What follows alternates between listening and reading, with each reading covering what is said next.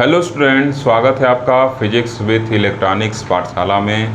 आज के इस लेक्चर में हम लोग क्लासिकल मैकेनिक्स यूनिट 3 का एक और नया टॉपिक पढ़ेंगे जिसका नाम होगा physical significance of Hamiltonian H. मतलब जो हैमिल्टोनियन फंक्शन एच होता है उसका फिजिकल मतलब क्या है, वास्तव में उसका मतलब क्या है, ऐसे आप कहिए।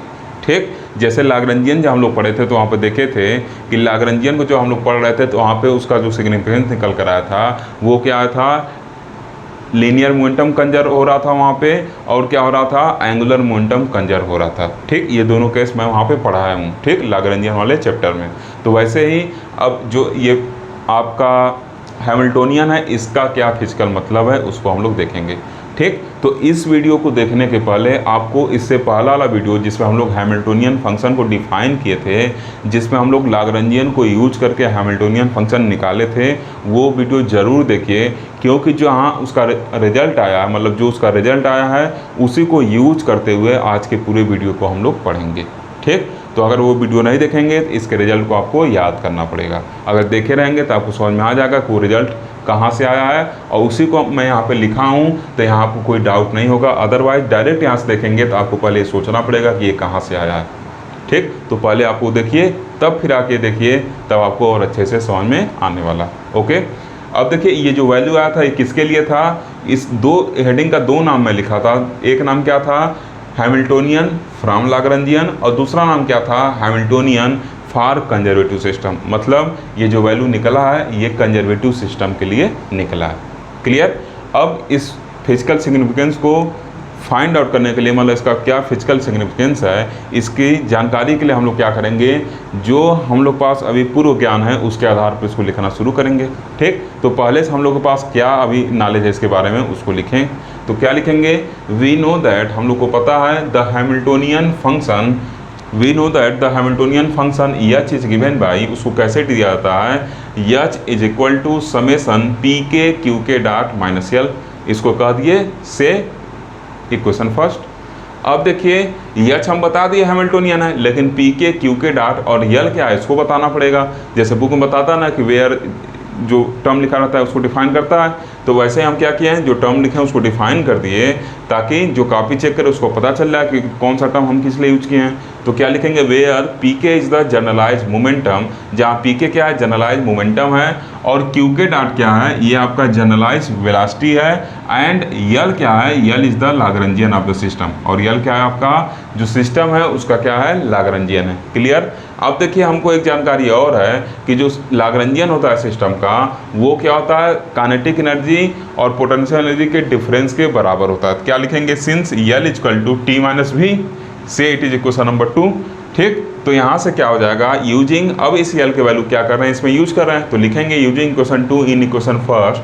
तो क्या लिखेंगे, using equation 2 in equation first, ये लिख दिए। ठीक, कामा वी है, तो एच इक्वल टू क्या होगा, समेसन पी के क्यू के डॉट। अब देखिए यहाँ पे माइनस यल है और ये टी माइनस भी है, तो जब यहाँ इसका वैल्यू पुट करेंगे तो माइनस वाला प्लस हो जाएगा, प्लस वाला माइनस हो जाएगा, तो क्या हो जाएगा, माइनस टी प्लस भी हो गया। अब इसको आगे क्या करना है और सॉल्व करना है। तो देखिए ये क्या है, मोमेंटम है, मोमेंटम का वैल्यू क्या होगा, पी के इक्वल टू क्या हो जाएगा, मास इंटू वेलोसिटी, क्यू के डॉट क्या है, वेलोसिटी है, जनरलाइज वेलोसिटी है, और ये क्या है, जनरलाइज मोमेंटम है, तो पी के equal to M K Q के डॉट हो जाएगा। इसी वैल्यू को हम लोग क्या किए हैं, पुट किए हैं, तो जो वैल्यू पुट किए हैं वो यहाँ बता दिए हैं बगल में कि सिंस पी के इक्वल टू इतना होता है, इसी वजह से पी के की जगह क्या किए हैं, ये वैल्यू पुट किए हैं। क्लियर।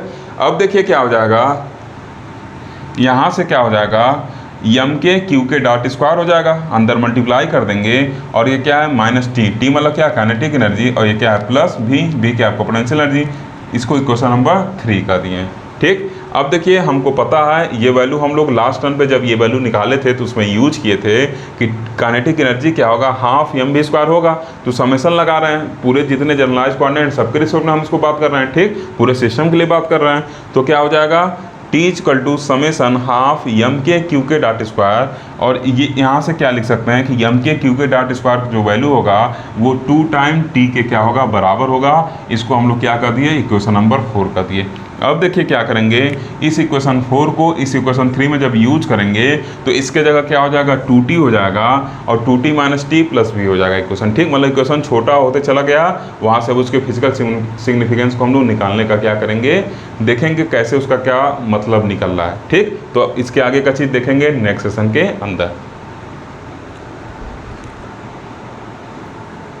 ओके स्टूडेंट, देखिए अब क्या करेंगे, इक्वेशन 4 से जो समेसन यम के क्यू के डॉट स्क्वायर का वैल्यू है उसको ले जा करके इक्वेशन 3 में जो समेसन यम के क्यू के डॉट स्क्वायर का वैल्यू है उसके जगह क्या करेंगे, पुट कर देंगे। तो जैसे इसको पुट करेंगे क्या लिखे हैं, यूजिंग इक्वेशन 4 इन इक्वेशन 3 कामा भी है, तो हम लोग को क्या मिला है, हैमिल्टोनियन इज इक्वल टू, इसके जगह क्या हो जाएगा, 2t हो जाएगा, इसके जगह हम लोग निकाल लिए हैं, तो मतलब 2 times of kinetic energy minus T plus V, तो यहाँ से क्या मिल रहा है, H is equal to T plus V मिल रहा है, मतलब sum of kinetic plus potential energy. इसका मतलब क्या है, जो हैमिल्टोनियन है ये सिस्टम के टोटल एनर्जी के बराबर होता है। टोटल एनर्जी क्या होता है, काइनेटिक एनर्जी, और उसमें क्या करें, पोटेंशियल एनर्जी का अगर सम करते हैं तो टोटल एनर्जी निकल जाता है, काइनेटिक प्लस पोटेंशियल एनर्जी। तो यहाँ देखिए क्या है, एच जो है वही तो आ रहा है, ये काइनेटिक एनर्जी है और भी क्या पोटेंशियल एनर्जी, इसका मतलब जो एच है ये क्या है, जो सिस्टम है उसके टोटल एनर्जी के क्या हो रहा है, बराबर मिल रहा है, ठीक। तो अब देखिए एक जानकारी हम लोग को और मिला था, जब हम लोग हैमिल्टोनियन फंक्शन निकाले थे लास्ट वीडियो में, तो क्या वहाँ से मिला था, पहले इसके मतलब को लिख लेते हैं। क्या लिखेंगे, 10 the Hamiltonian of the system represents total energy of the system.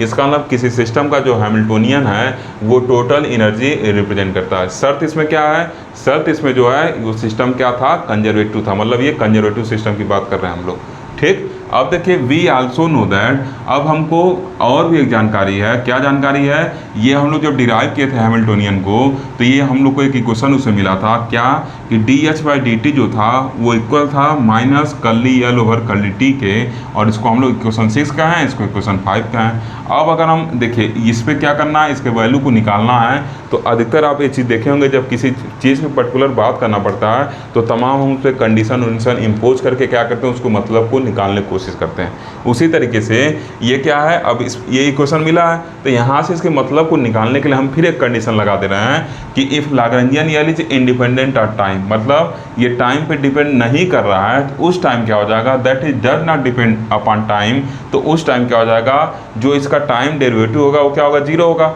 और इसका टाइम डेरिवेटिव जैसे 0 होगा तो यहाँ से साफ साफ पता चल जाएगा कि D H by D T equal to 0, मतलब क्या, आपका एच जो होगा कांस्टेंट रहेगा, ठीक। तो इसके आगे क्या लिखा जाएगा उसको देखेंगे नेक्स्ट सेशन के अंदर, ठीक। देखिए कितना आसान है, ये जो आपके सिलेबस में है फिजिकल सिग्निफिकेंस वो किसके लिए है, कंजर्वेटिव सिस्टम के लिए, ठीक। इसी वजह से कंजर्वेटिव सिस्टम के लिए हम लोग बात कर रहे हैं, ओके ओके स्टूडेंट। तो देखिए हम लोग यहाँ तक जानकारी ले चुके थे, ठीक। इसको आप दोबारा मत लिख दीजिएगा, इसमें वैल्यू हमको पुट करके दिखाना है, इस वजह से मैं इसको लिखा हूँ, ठीक। इसके नीचे जो हम लोग लिखे थे लास्ट सेशन उसके नीचे से आप यहाँ से लिखना शुरू करिएगा, ठीक। देखिए ये 3 इक्वेशन हम लोग को मिले थे लास्ट सेशन में, तो अब ये वैल्यू जब यल का वैल्यू टी पे डिपेंड नहीं कर रहा है तो curly L over curly T क्या हो जाएगा, 0 हो जाएगा। जैसे ही ये 0 होगा तो इसका मतलब क्या होगा, जो इक्वेशन नंबर 6 है उसका राइट हैंड साइड 0 हो गया, और इक्वेशन क्या लिखे हैं, using above value in equation 6 कामा भी है। अब इसको अगर इक्वेशन 6 में हम यूज करेंगे तो इसका मतलब क्या है, D H by D T क्या हो गया, आपका 0 हो गया, और D H by D T का 0 होने का मतलब क्या है कि अगर किसी फंक्शन का जो डेरिवेटिव हो 0, इसका मतलब क्या है, वो फंक्शन कांस्टेंट है, तो एच क्या होगा, आपका कांस्टेंट होगा। तो इसका मतलब क्या है, जो आपका हैमिल्टोनियन होता है वो क्या होता है, कांस्टेंट होता है, मतलब हैमिल्टोनियन किसके बराबर है, टोटल एनर्जी के बराबर है। इसका मतलब सिस्टम का जो हैमिल्टोनियन है टोटल एनर्जी के बराबर होता है और वो क्या होता है, कांस्टेंट होता है। तो हम क्या लिख सकते हैं, 10 the Hamiltonian H which is equal to total energy, यहाँ हम लोग देख चुके हैं क्वेश्चन नंबर 5 में, kinetic energy plus potential energy, तो ये क्या है, टोटल एनर्जी ही तो सिस्टम का होता है। तो हम कह सकते हैं 10 Hamiltonian H which is equal to total energy E of the system which always remains constant, जो हमेशा क्या होगा, कांस्टेंट रहेगा। यहाँ से हम लोग को ये पता चला है, ठीक। हैमिल्टोनियन क्या है, टोटल एनर्जी के बराबर है और वो हमेशा कांस्टेंट है, तो कांस्टेंट मतलब क्या, हम ये कह सकते हैं क्या है, कंजर्व है। तो क्या लिख सकते हैं,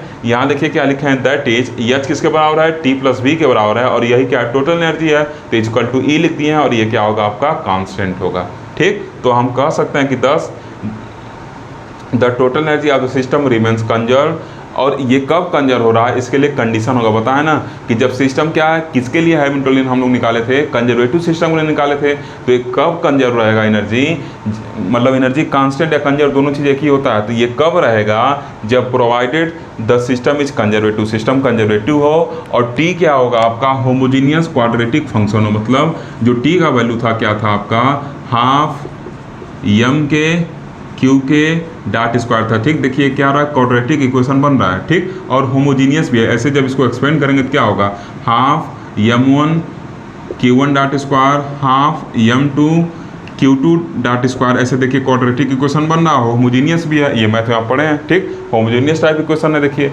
तो यहाँ पे क्या होगा, ये जो टी होना चाहिए, ये क्या होना चाहिए, होमोजीनियस क्वाड्रेटिक फंक्शन होना चाहिए, और जो सिस्टम है वो कंजर्वेटिव होना चाहिए।